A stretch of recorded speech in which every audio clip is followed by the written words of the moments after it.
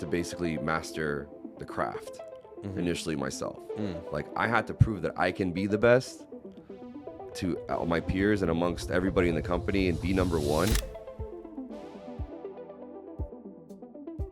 Awesome. This is 20 years in the making. Davies, welcome to the show. A lot of guys that may not know you that are tuning in. You're a market partner from Austin. You're an OG. You're one of the first guys that ever started with us. So you've got a ton of history with us. But long before Blue Hammer, I've known you. We've done a lot of things together, some good things, some maybe not so good things. Yeah. But we've got a good history together. Definitely. And we met in a pretty cool way.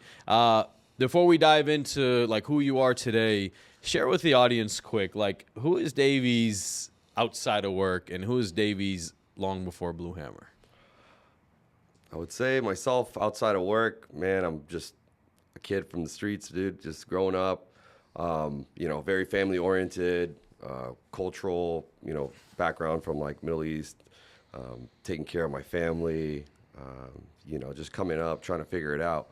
It didn't really have the foundation laid out for me until, as we got older, we were just knuckleheads out there, just having fun, enjoying life. And then life got serious and had to develop some discipline and some consistency to get us to where we are today, Yeah. We had similar upbringings, and that's probably why we connected at a very young age. Yeah. It was young kids trying to figure it out, right? Yeah. On a few bucks, trying to buy some Jack in the Box tacos and have some parties and have some fun and that were have a good cool, time. and the car scene and everything else like that. That was life coming up. But I mean, outside of here, man, I'm really focused on my family, taking care of them. I like to work out, sports, all the crazy things. I race bikes, golf, snowboard, just that's kind of like usually what I do as like a side whenever I have time to do that, when I get away. But most of my focus is just building the career, building the business, and, taking care of my family. That's the most important thing. Yeah, and you have a really heavy breathing dog. What's his name again? Yeah, Louis. Louis, yeah. Louis, yeah, he's a little Frenchie. He's great. 10 minutes of cardio. That's all he needs a day. Keeps me active. That's awesome. For 10 minutes. That's awesome. So check this out. What's something most people here don't know about you? A lot of the guys know you. You're pretty open. But what's something that, you kind of keep close to the chest that people don't know about you right now? Man, I would say, I don't know. I'm pretty open about everything, but the fact that I have a lot of responsibilities on my shoulders when it comes to family and, the making sure they're okay. A lot of people kind of grew up different.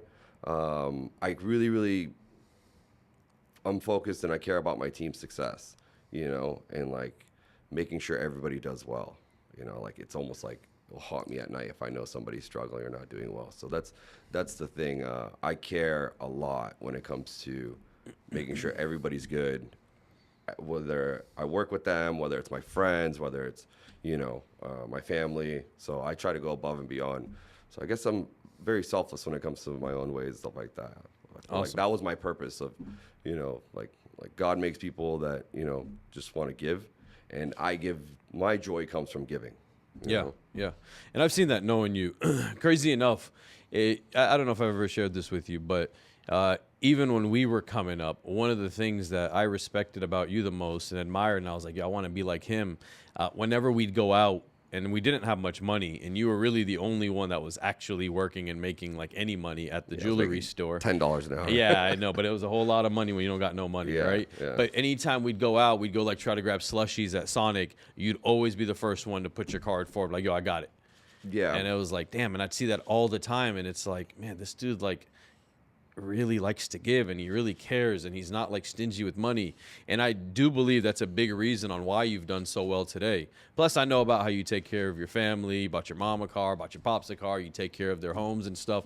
And it's not stuff you publicly share too much, but those things are honorable, and it's important for people to know those things. Absolutely. Yeah. Just, again, culturally, it's a little bit different, but I don't sit there and brag about these things or try to be like, oh, look, I don't want people to look at it. Some people can look at it in a different light. You know what I mean? They can look at oh, they're struggling, so they have their kid. Or some people are like, no, it's actually a cultural thing for us.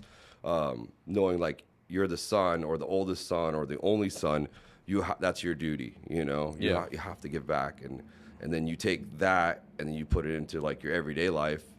And I don't know, the universe just has ways of answering back to you and giving you stuff, and helping you out. Yeah, it's dope because it is cultural, it is religious, but even then, people still don't follow through with it. So you still have the choice, right? Right. So that's awesome, man. Let's go back for a minute, okay? I know it's very trauma filled, but tell us about your childhood. Man, childhood was a little rough, and you know, not in a bad way. It was different because my parents came to the U.S. not knowing anything, right? Like, just, I think my dad came with like $2 in his wallet or something. It's like, I'm not a financial advisor, but I think you need more money than that. Yeah. But they came to the United States during the Cold War, and they were here, and they basically, you know, didn't speak a lick of English, you know, my dad worked at Wendy's. My mom, you know, she worked at some cafeteria kitchen, going to high school, learning the ways, learning the culture. It was very difficult for them starting out. And then myself growing up too, I was part of that initial struggle, right? Because they just got here, and then, you know, then I was born in the States, and then, you know, I was born in California, Oakland, the Bay Area. And my dad was like driving a cab, just trying to figure it out. Not the nicest neighborhoods. And my mom was working, you know, like my mom eventually got to a point where she was like teaching little kids and working like pre-K and stuff like that. So, but it was tough growing up because you just see them struggle, and then you're part of that struggle, you know, and them not knowing. But I think it really humbles you, you know, Yeah. growing up, because you learn the struggle, and you don't come from much, and, you know, there was points in my life where you're thinking like, man, why me? You know, why couldn't I grow up like this? But then it's all shaped out for a specific reason, and those answers come to you as you get older. But yeah, it was tough. Dad was very, very tough. You know, mom was really tough too. Yeah. You get it from both sides. You know, so Yeah, I know. yeah, just nothing like getting whooped by both parents. Man, you can't. You got You're not allowed to go to sleepovers. You can't really stay out late. You know, curfew. Like, you're just kind of, things were passed down. Yeah. You know. Yeah. So things of that sort. It was okay, but you know, I'm blessed for them doing the best they could, and I'm happy to be able to give it back. And both parents are awesome. Yeah, they're awesome in their amazing, own ways. Who do you think, like, for the man that you are today, who do you think had a bigger impact on you? I would tell your mom on how you answer. Yeah, no, actually, I would say both parents. My dad made me tough. My mom made me like super smart. You know, my dad always told me like, don't take no shit, be a man. You know, toughen up. You know, boys don't cry. You know, and my mom was like, hey, you need to be smart and basically just study and go to school and learn and focus on your grades. And then if you got bad grades, they hit you. Yeah, and like sounds just about kind of right. like that. So I would say my dad kind of toughened me up mentally up until a certain age, but then after that, my father, you know, like, well, my mom was like up until like 15, 16, she was always with us and focused on our education and pushing us to do well. And like, she was super, like, she used to tell the teachers, if he's not paying attention, hit him. And they're like, that's some back home stuff. Yeah, right. They're that's like, ma'am, we're not allowed to do that. She's like, well, then you tell me, and then I'm going to come hit him. I'm like, what? You know? Yeah. So yeah, like a C works though. Yeah, a C was a bad grade in our household. You can't get a C, but yeah. So that was that. But my dad, after like 16, 17, he became my friend, but he taught me a lot of life lessons on being a man and how to like navigate through like relationships and things of that sort. So pretty cool. That's awesome. What do you think's the better scenario? I had the broomstick on here last, and he was like, man, I listened to your guys' stories, and, you know, I hear how you guys kind of all grew up poor. He's like, I grew up pretty good. He's like, 2 parents. They were both very loving. I had money. We did well. What do you think's if you had to, like, design someone to be a winner, what do you like, which childhood is the one that you think drives most winners? Like the one similar to how you came up, or the one Broom was referring to? Man, it's I would say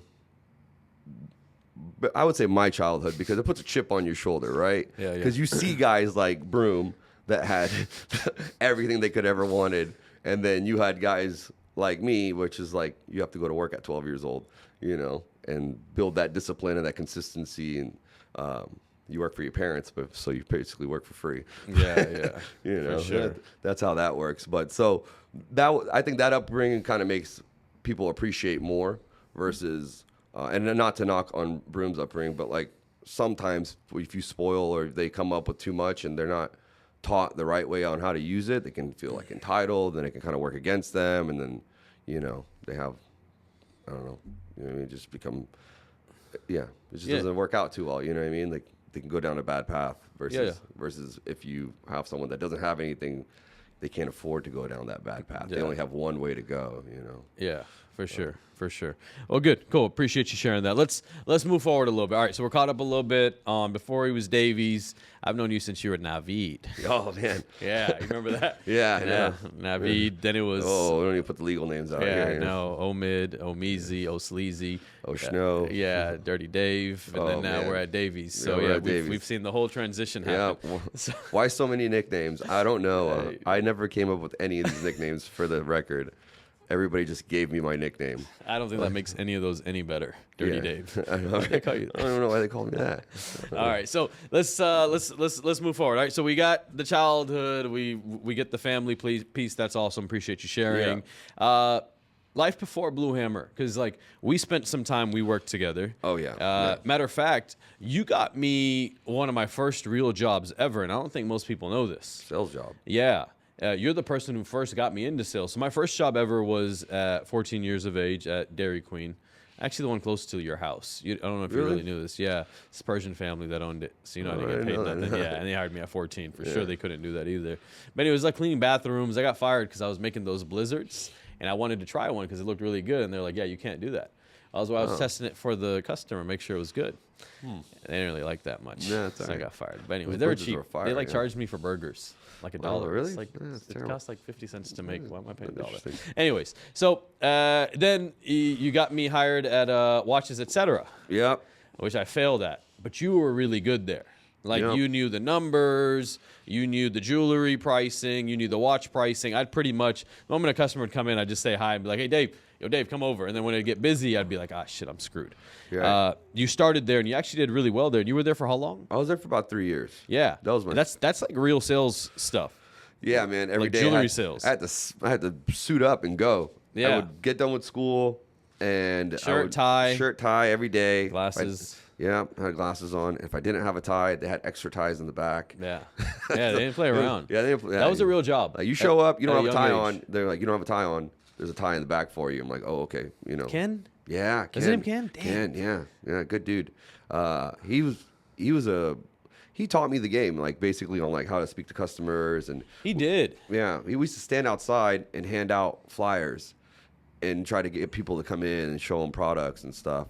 And it's funny because now that I remember back, he would pull up like sales catalogs and like sales training stuff on the internet. And he would be like, how to turn an angry customer into a buying customer and all these things. He'd be like, look, you need to read this and study this. And you're going to, like, why are we going to have angry customers? Yeah. But it was cool. It was a cool experience going up there. And, that got me into sales. And then from then I was like, okay, well, this is really easy. You just talk to people and get to know them and find out what they like. And it's all service based, right? Like, you're naturally, of course, you're selling them a product, but you're really just finding out what they want and then seeing if you can service their needs. And I learned that really young, right? Just from people coming in. Yeah, you were. Yeah, I saw you do that, and I was like, damn, he's good. Yeah. Like I would see you like just build quick connections, quick relationships. I see you do it today too. Like when we were selling together early days when we started Blue Hammer, and I was like, damn, he's like. This is where he belongs, like in sales, talking to people.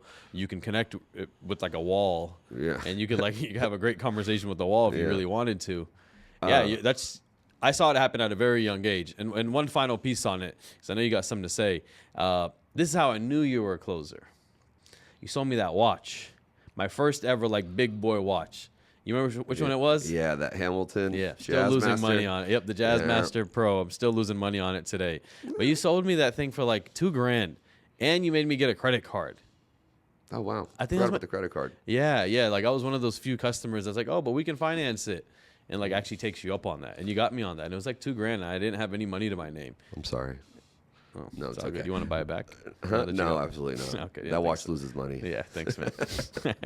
Yeah, so I saw it at a young age. Yeah.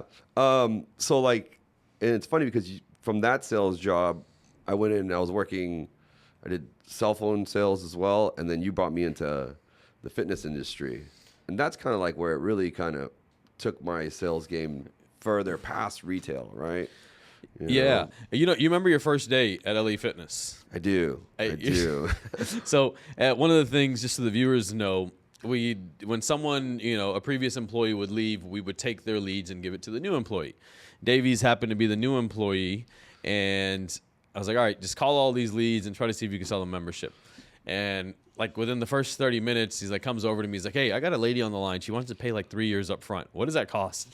And I was like, are you serious? He's like, yeah. Like, what is it? Like $500 to $1,000? And I was like, $720. And he goes back, talks to her. He's like, she's ready to pay with credit card. What do I do?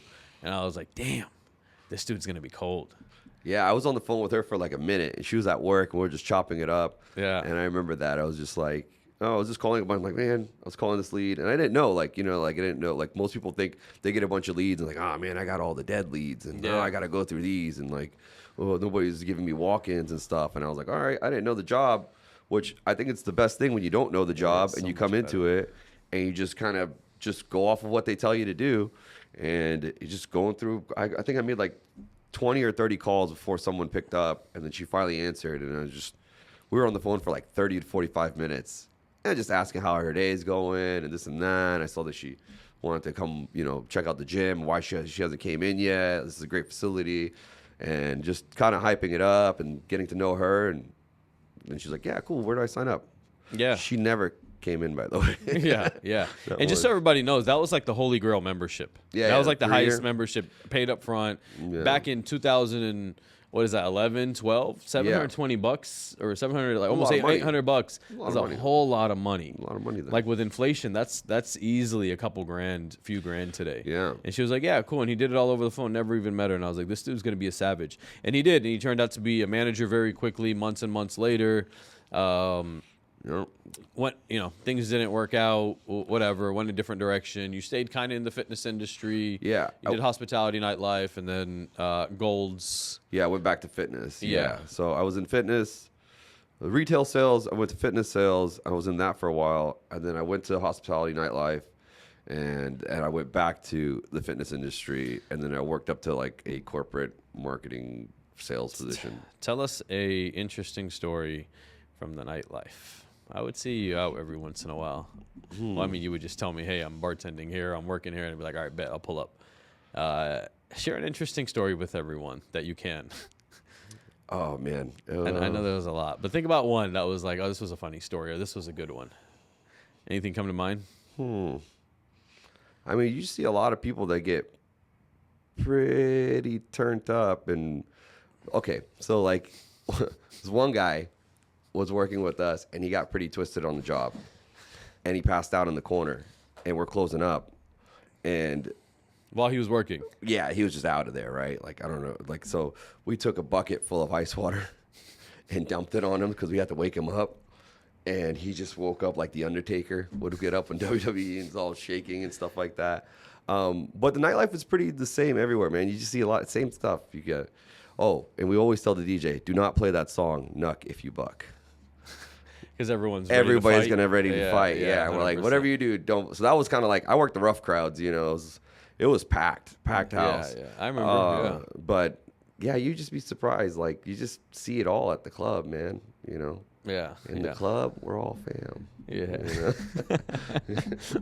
Yeah, that's how it goes. Yeah, you'd see. But I remember we would tease people like that, or we'd initiate guys by making them take mat shots. I don't know if you know what that is. A what shot? A mat shot. Mat? Yeah, so like you have this mat in front of you that you're mixing drinks on. Oh. And then all the residue and whatever's left over on that, and then you pour that in a cup and be like, all right, man. Plus all the sweat and spit and nice. Yeah. What was the point of that? Just for fun? Yeah, for fun. Nice, to see if they would really do it. Did they? Yeah, I think some people did. It? No, I never did that. I was smarter than that. Yeah. Okay. It was nightlife was just crazy. You see a bunch of fights and stuff break out too, and it was fun for the time being, but I had to step away from that industry because, I mean, it wears you down. Yeah, it's the lack of sleep. It's the lack of sleep. You just get caught up in the cycle and the rat race, and then you just think like, okay, there's only so far you could go and not knocking the industry, but like there's only so far you can go, and then the only thing from that is to either open something up of your own, or you're in management. Like that's the highest level you could probably get to there, to ownership status, and then you kind of like build a concept and go from there. But you have to find the right investors, you have to get clicked up with the right people, and that's just like, and like if you're a bartender trying to come up to that level, it's gonna take a while. Yeah, you know, yeah, you're yeah. not. Like there's guys I know, and props to them that they've been in it for a long time, and they finally started launching their own thing. So kudos to them. But Yeah. it just takes a while, and it beats you down too. Just all those late nights. It's not good for you, man. You know. Yeah. Just it wears you down, right? It takes a toll on you. No offense. I mean, and it's towards myself as well because I was there with you. Yeah. But generally not the crowd that you want to be coming up with, right? Like it's a lot of like all the people looking for all the wrong things and wrong intentions, etc. Right. And I was one of them, so I'm not like judging anyone. And as I got older, it's weird, right? As we get older, we get closer to faith and get closer to God, and then we start thinking about our health and everything else. So like between health, family, culture, religion, all that stuff, you're thinking like, oh man, this is kind of like not the direction I want to go towards. You know what I mean? Yeah, like 100%. it was great for the time being, and it taught me a lot. Yeah. And it probably added to like my arsenal of, my people skills. Yeah.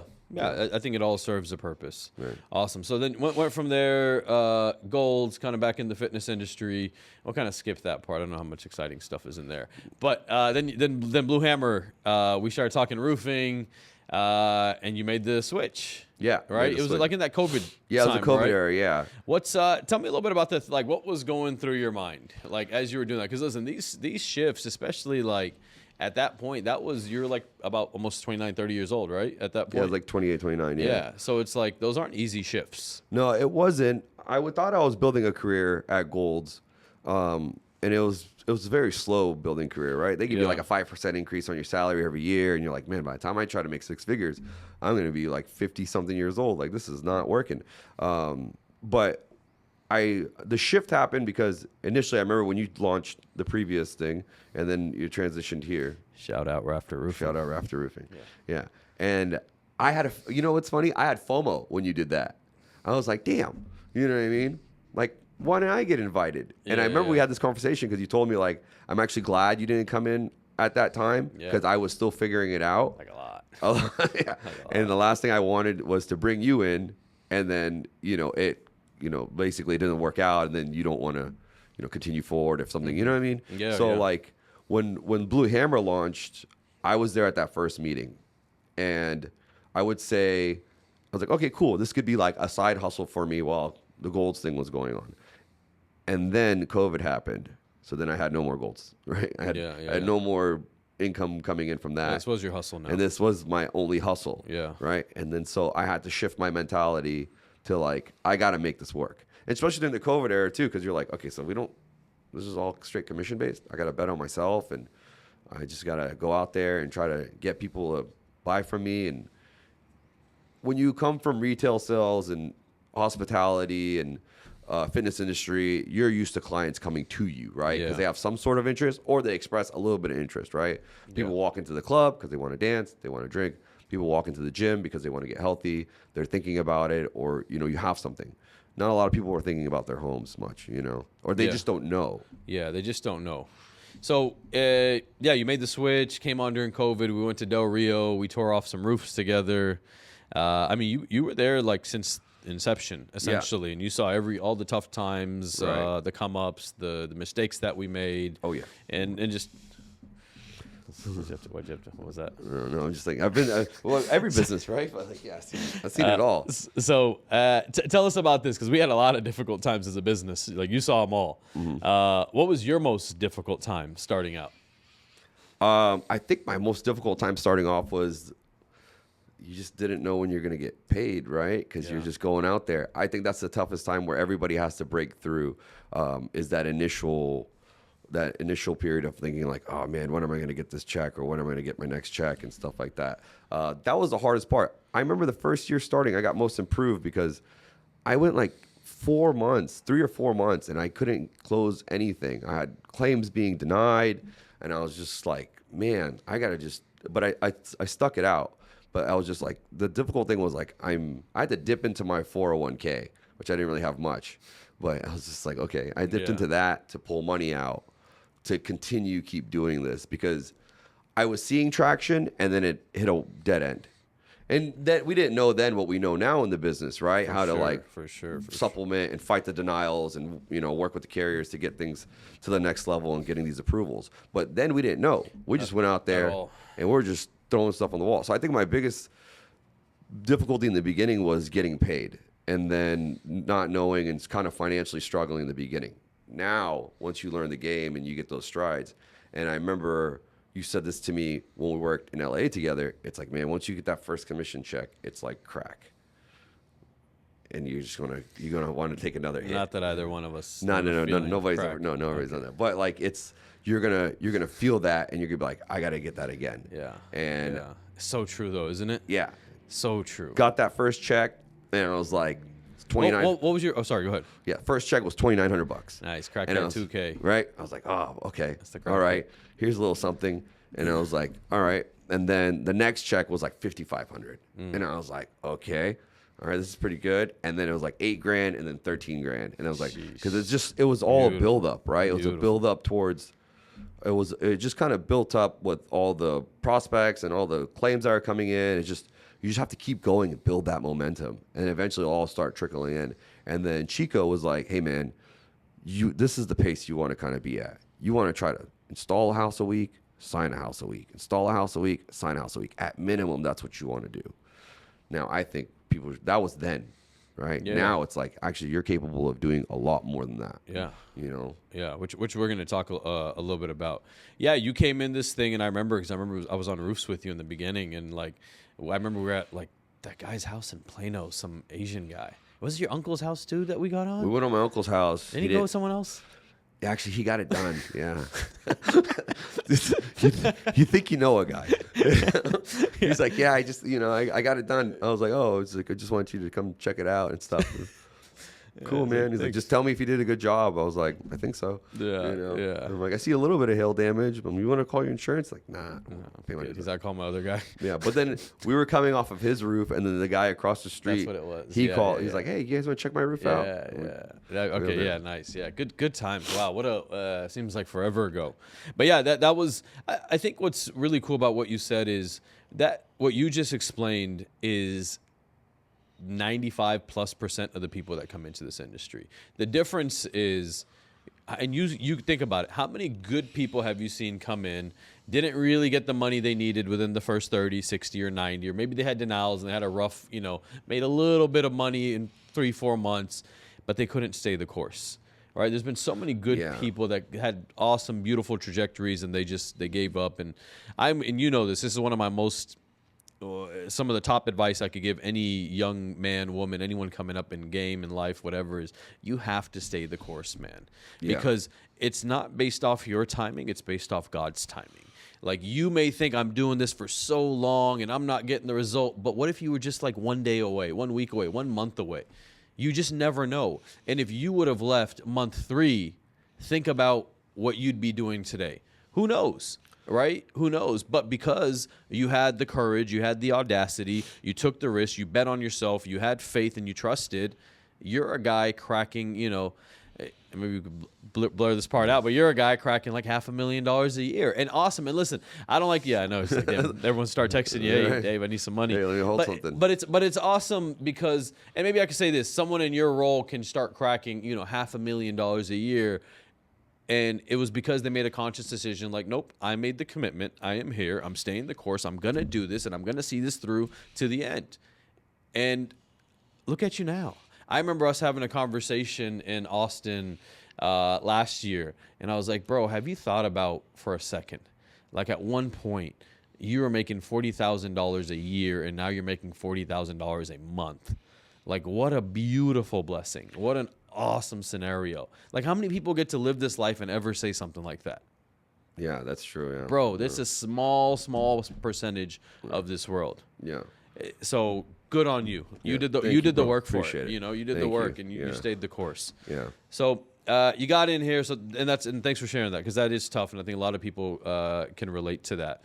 And So you came in, you started selling, you started catching rhythm. You're a guy that sold $2.3 million while being a market partner, while running a whole market of 20 plus people, still sold your own 2.3 along with helping others hit, multi-million dollars as well. Right. What was the most challenging part in the transition? Because I remember we'd have this conversation. I'm like, Davey's like, sell, but like, I don't need you to be the top sales guy. Like, you need to be pushing some of your other guys. And that's a tricky one, right? Yeah, that was tough. Yeah, because, like, you're good at closing, and you're also getting this done, and it's like, well, what's the balance? So what was, like, how did you transition into that true leadership role? I had to, for me to transition into that leadership role, I think I had to basically master the craft initially myself. Like, I had to prove that I can be the best to my peers and amongst everybody in the company and be number one, so that way they can trust me to know that I have it down to the point where in any way I lead you, that's the example that's set.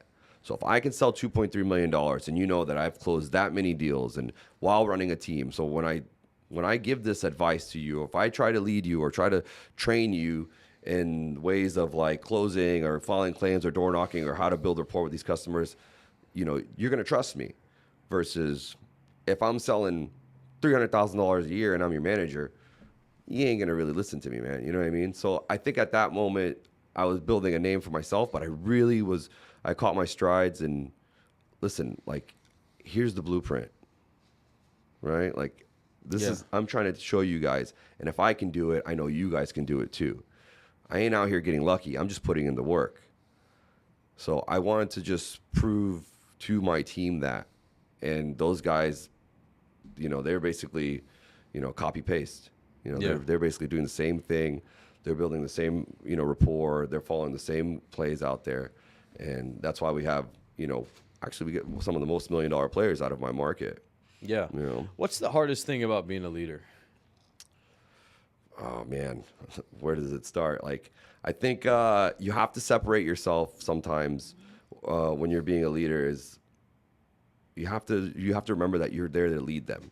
They're gonna try to basically, people are gonna try to run game on you, kind of. You have to make sure, as much as you want to sit there and be their friend, you gotta be their boss. You have to sit there and lead them, and you're gonna have those tough, honest love conversations. And it's awkward, man. You sit there and you have to call someone out, and you know that they're gonna have a bad attitude or rebuttal, and you're gonna have to. It's going to be a little awkward, a little elephant in the room kind of, like, oh, okay, cool. I could tell he's a little upset because I'm calling him on his shit. But, I think that's one of the things is having those tough conversations with people. That's mainly it. Yeah, because you care about these people, right? Yeah. You want to see them do well, and no one wants to tell someone that they like or love that they're messing up. Yeah. And no one wants to have to force them to correct their behavior. It's like, why can't you just fix it yourself so we don't have to do this? Yeah. But then I say this all the time. If everyone was like you, then there would be no need for you. Right. Because then everyone would be the same. Right. And then you wouldn't be the leader. Yeah. So it's a catch-22 because that's what allows you to be a leader and make the money and take on the responsibilities because everyone's not like you. Right. And I think one of the things that people don't realize is you don't necessarily need to make everyone like you. You just need to get the best out of everyone that works with you. Right. That's really the game. Because you can't change people, only God can. Right? Like, you can't physically go in and change. You can influence, you can inspire, you can be a great example, you can show them the way. But at the end of the day, one thing I've learned is I've never been able to convince or change a lazy person to work hard, nor have I ever been able to convince or change a negative person to become positive. Right. Those two things just do not exist. Yeah. Those aren't made for man to do. And you want to give somebody so many chances, and you just, because you've been given chances, right? And if you've tried hard and you've been so consistent in your ways, and you try to bestow that on someone and give them so many chances to change, but then sometimes you just gotta let them go. You gotta cut that tie. I think that's the hardest part of leadership because you build that relationship, the personal relationship with them, but then sometimes the work relationship is kind of like, as well as kind of. They're like, hey, this guy's not doing what he has to do. Great guy, though. Great guy. Sucks. Just kind of love him, but damn, he sucks. Man, Gotta let him go. He's not doing anything. It's never fun. No, it's never fun. I think that part sucks. You're like, oh, man, I like you, man, but we have to live by these standards, and to get to the next level, you know? Yeah. It can't all be pretty, right? No. It can't make all this money and do all these cool things and help people out and not have to do some dirty work in between. That's just like a rule of life. Like that's the part of the leadership that I'm like, man, all right. You know what I mean? But like training, leading people, seeing them win, that's the part of leadership that I love, right? Yeah. You see the changes they make, and whether it's, you know, the things they do for their family, if they get promoted in their roles, if they get promoted, you know, in different tiers and stuff like that in the structure, and you know, just things of that sort. And then that part of the job where letting them go is kind of like if they're not hitting the numbers stands. But I mean, you have to do what's best for the business, because the business model is here to take care of the people. Yeah. Right. Yeah. No one person's greater than the business. Exactly. Right? So with that being said, letting people go and, you know, not being a good fit, who do you think this job is not for? Man, this job is not for people that are lazy, that are just thinking that, you know, that are not driven, you know, that are not willing to bet on themselves. And it's not for the technical type of, I would say it's not more for like the you have to have a little bit of book smart, but some street smarts to come into this business, right? And you have to have people skills. But if you're like antisocial and, you know, maybe like the computer coders or something like that, I don't think this is going to work out. You know what I mean? Like you're sitting behind a desk all day and, you know, you're staring at a screen, looking at ones and zeros and whatever else. Yeah. You know, they make for good customers, not good employees. Yeah, because they'll probably overcomplicate it. Yeah. And if I'm buying a roof, or if you're doing a house project for me, I don't want you to overcomplicate it. I just kind of want you to simplify it for me, you know? Yeah, what people don't understand is one of the best things that you can do in life is make things simple. Yeah. Simple is smart. And people think complicated is smart. No. I think a higher level of IQ is understanding that most people aren't at that IQ, and you're better off trying to speak in words that everyone can understand, at a tonality everyone can understand, and keep things stupid simple, because then you can reach the masses. Right. And that's who you want to get. Yeah. That's, you know, if you want to make an impact and you want to affect the world or make inspired change or increase your income, you want to be able to attack the masses. Right. And yeah, if you were too technical and you try to make sense of every little thing, it's probably not going to make sense. Yeah, you sit here and you're like trying to break it down in an engineering standpoint, and they're just going to be like, "What are you talking about, man?" You know what I mean? I just wanted the black shingles. Yeah. Better on the adjusting side. Yeah. So one of the things that you've really made a living off of, and I saw it happen first time, is you've done an awesome job at building relationships with people. You take care of customers. Eddie talked about this at the meeting yesterday, the difference between customer service and hospitality. And I think the definition of hospitality is how you take care of your customers. And it leads to so many referrals. Give some game to us real quick. Like, what does that mean to you? The way to build referrals and talk to people and be with them is you have to get to know them. More than just a level of business or trying to sell them a roof. It's more just becoming their friend, you know, and you service them, right? You educate them. You give them the game. You're not holding the game for yourself. You give the person that you're talking to, you give them the game. You tell them a little about yourself. You get to know them. You ask questions, right? And I get to know them on such a personal level where, like, we're talking sports. I know what something that means something to them, right? On their favorite place to eat, places they've been, travel, just something that I'm going to relate with them on. And then towards the end of the business, right? And I usually get them like a nice gift or something of that sort. So if she mentioned that she was in Bordeaux and she liked a specific type of wine, you know, I will bring something of that sort as like a gift for that client. Nothing in return, just here, this is from me to you. I appreciate you doing business with me, right? Or like if they're their favorite restaurant or something of that sort, I'll bring a gift card. And I don't do it in exchange of wanting anything. It's a selfless act. And because of that selfless act, people refer me. They're like, hey man, this guy, you know, he's such a great dude. He remembered my favorite wine. He remembered my favorite restaurant. You know, he knows my dog's name, my kids' names, you know, just simple little things like that. you know, and it doesn't take a lot. And hey, let me know if anybody needs any help. If anybody you know in your community or family or friends need any help, I'm here to help them out. Oh no, Dave, I would love to, you know, give your number out and tell people to reach out to you, and so you can service them as well and stuff. So I think that works the best is when you tap into getting to know someone on a personal level and not just straight business.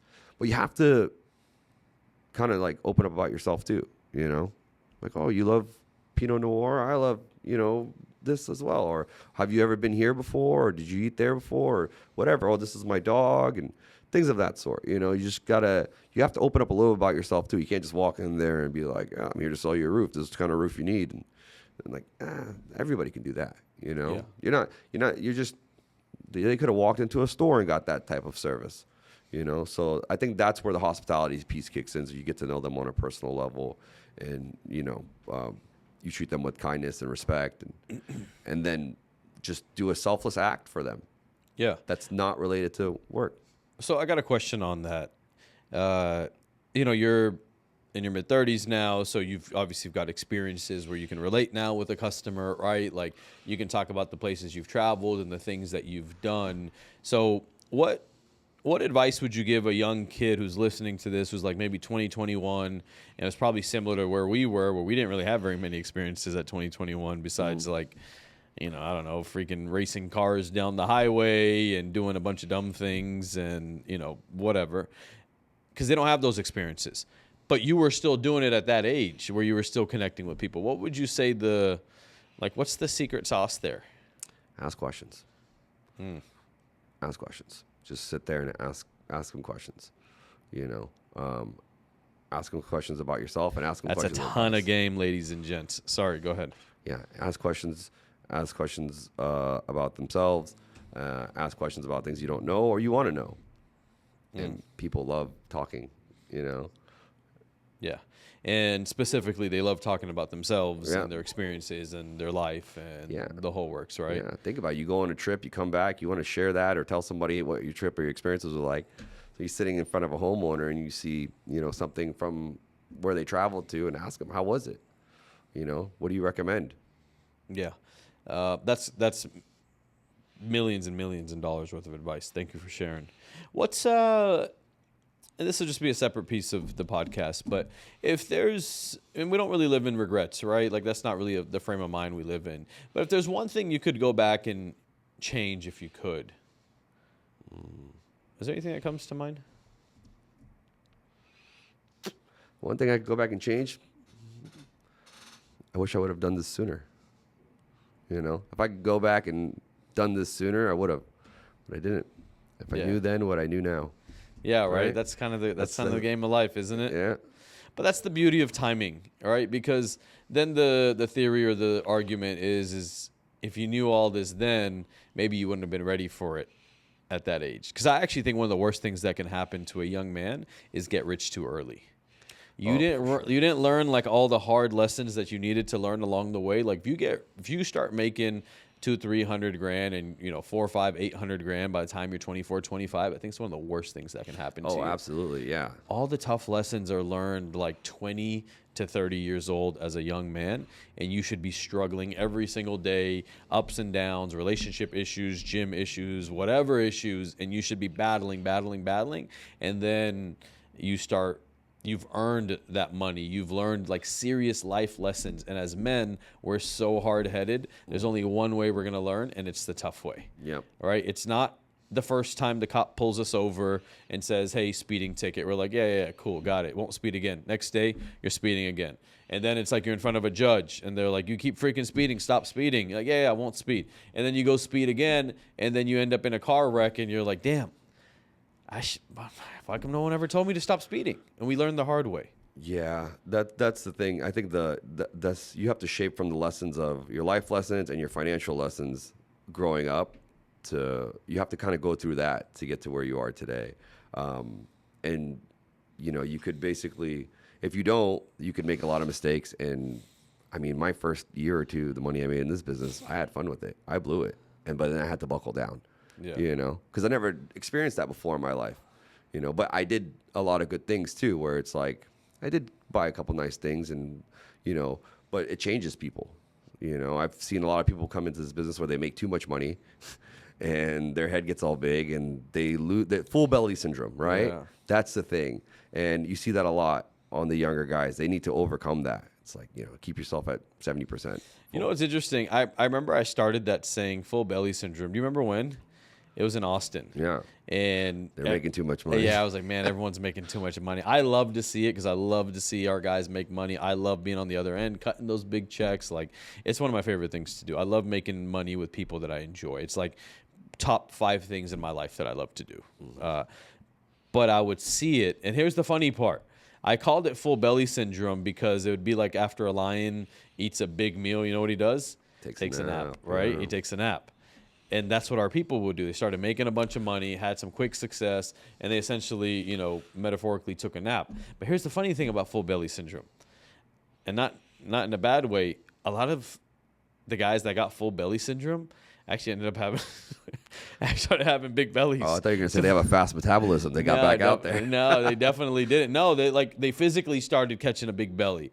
And it's weird how that works because you start slowing down and that's what happens. And you start eating good and that's what happens. Yeah. Yeah. Now they're having a ribeye every night, Yeah. Definitely. But they say that's the new, what is it called? That's the new wealth sign. A full big belly. I think that was the thing back in the day too, like in the old medieval times, it's right? definitely having like being fit body is shape, like today is like the true sign of wealth because there's so much money that's been printed in the world, especially here in the States, that COVID era and all the rest of it. Money is not as rare as it once was. There's more millionaires and billionaires than there's ever been. There's more Lambos on the street than there's ever been, and nice cars. So it's like a Lambo, think about it, 10 years ago would be like, holy smokes, you'd like hardly ever see one. And not that you see them all day, every day, but they're just not as much of a wow factor. Yeah. Right? That's true. So it's like, okay, that means it's now more attainable. Therefore, it doesn't have as much value because if more people can get it, it's just not as valuable. Now, the real wealth test, essentially, or symbol is a fit body. Because that's the one you have to put in next a ton of work into to get, and most people still don't have it. It's crazy how that works. It's the hardest thing to do. It is. Because you're chasing the other one, and generally it comes at the cost of the other, right? Yeah. And vice versa. But yeah, I think that's actually a huge piece, and we talk about this. You mentioned health earlier. Yeah. We talk about it with the team a lot. Man, none of this stuff matters if you're not in good health, because God forbid something happens that's tragic. You and I both have people that depend on us, our families, our loved ones, and all that money don't mean nothing when you're not there to do things with it and take care of other people with it, right? Yeah, it's like you trade your time for wealth, and then now you're trading your wealth for health. Yeah. That's usually how it goes. But if you invest your time in your health and your wealth at the same time, then you'll be able to, live longer and do a lot more.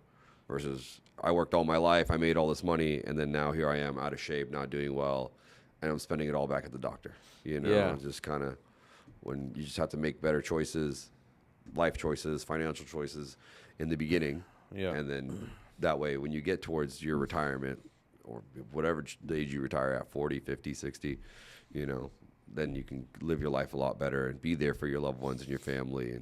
But you have to sacrifice that now, right? That's what we always tell people. You have to put in the work now. You have to sacrifice.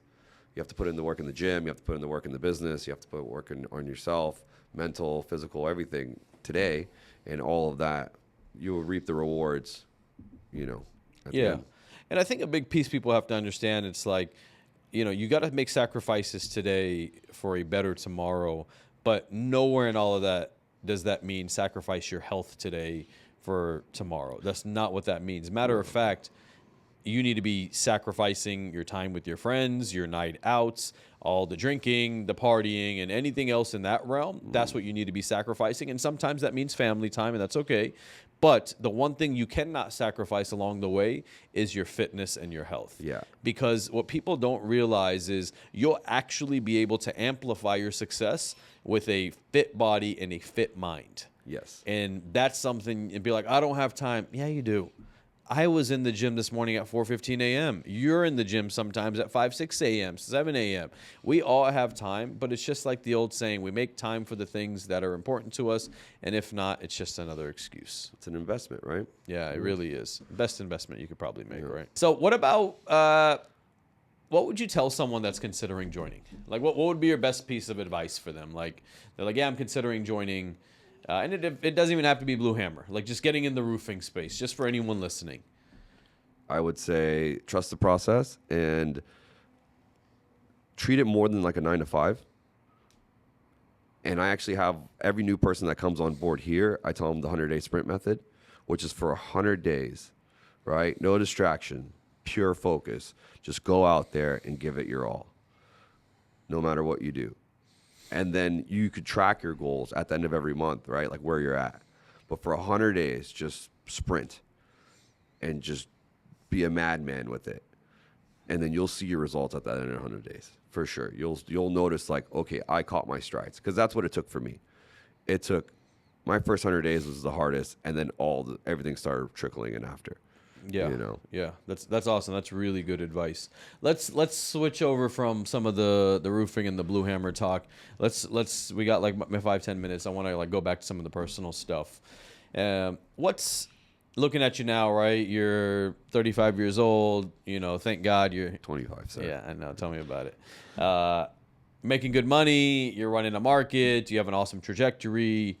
You've got, you know, a piece of the pie here. Like it's pretty impressive when you look at it. I think sometimes we all look at ourselves and we know our own internal struggles and our flaws and our shortcomings. So like we don't give ourselves enough credit. I'm guilty of it, and just like all of us are. But outside looking in, it's pretty impressive.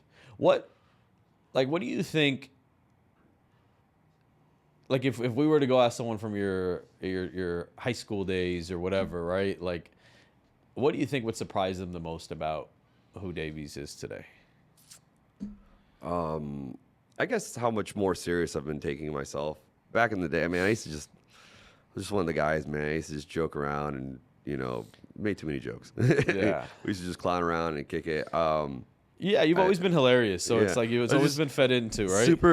I don't know, just the amount of discipline I've betted on myself and focus and just the paradigm shift. And because like I said, we grew up in an area where like you didn't really come up with much, man. You just thought this is it. You're gonna end up trying to getting a job somewhere and yeah, for sure, community college, and that was it. So I think they would just probably be like proud, I would say, because most people don't, you know, excel. Some people do, but like most of us in that area, where like average household income's like $60K.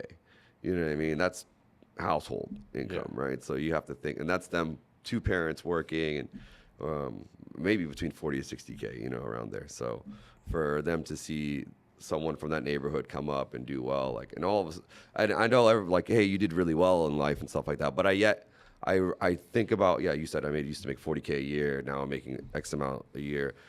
I still humble myself. I'm not gonna say the number, but I still humble myself, right? Yeah. To know that that's where I came from, and know that like, no, this is not where it ends for me, right? There's more. There's potentially to get more, and you know, now you have the capability, the financial capability to building that freedom, right? Yeah.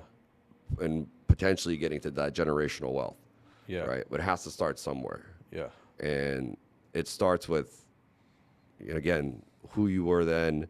You have to transform yourself, take yourself more serious, and bet on yourself and become more confident, more resilient, and have the discipline to get to where you are.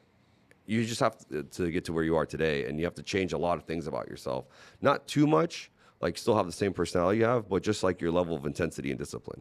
Yeah. Right. You got to stay away from the vices and some of the other things that could kind of just distract you. All the distractions. So easy to be distracted these days. Yeah.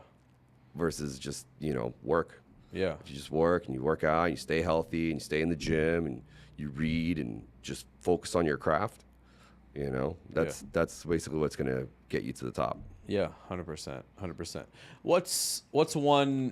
What's one big goal for you this year? And it doesn't have to be as much work related. It could be something personal that you're working on, like just for people to know, and some accountability in place for the viewers. It's a goal. When I interview again at the beginning of the year, they're like, "Oh shit, did he do it?" Part 2, huh? Yeah, absolutely. Yeah, stay tuned for part 2.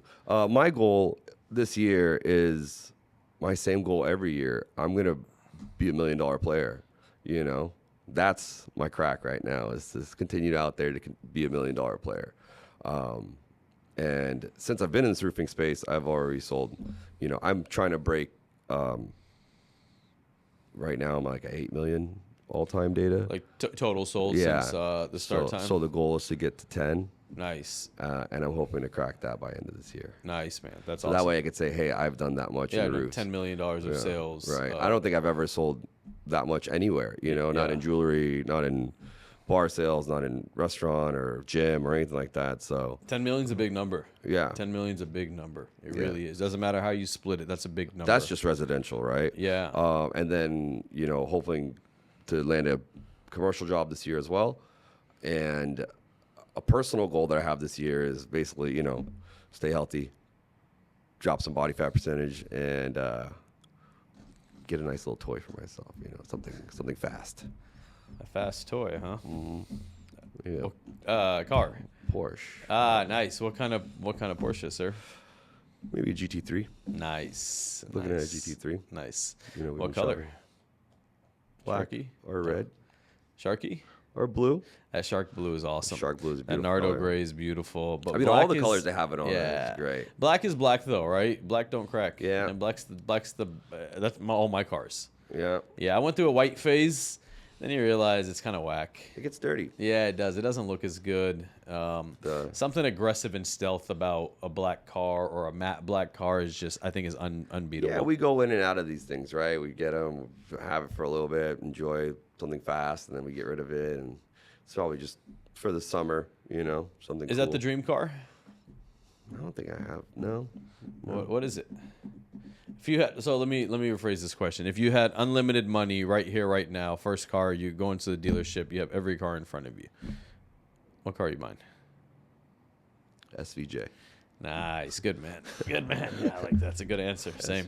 SVJ. Nice. Okay, SVJ. beautiful. Davies, let's wrap this thing up, man. Give something for the audience, please. If there's like, I hate to make it like a morbid ending or the start to this, but like if life ended for you today, tomorrow, God forbid, right? And people look back and watch this podcast and you had one final message to give to the audience and the people listening, like what piece of advice would you leave them with? Tell your parents you love them. Take care of your family and your loved ones. Be kind to everyone. And be confident in yourself. Be resilient. And give it your all every day. My brother. Appreciate it, bro. Thank you. Cut the cameras. Log into YouTube, Spotify. Click the thumbs up and subscribe. Thank you, guys. Dave Hassani, ladies and gents.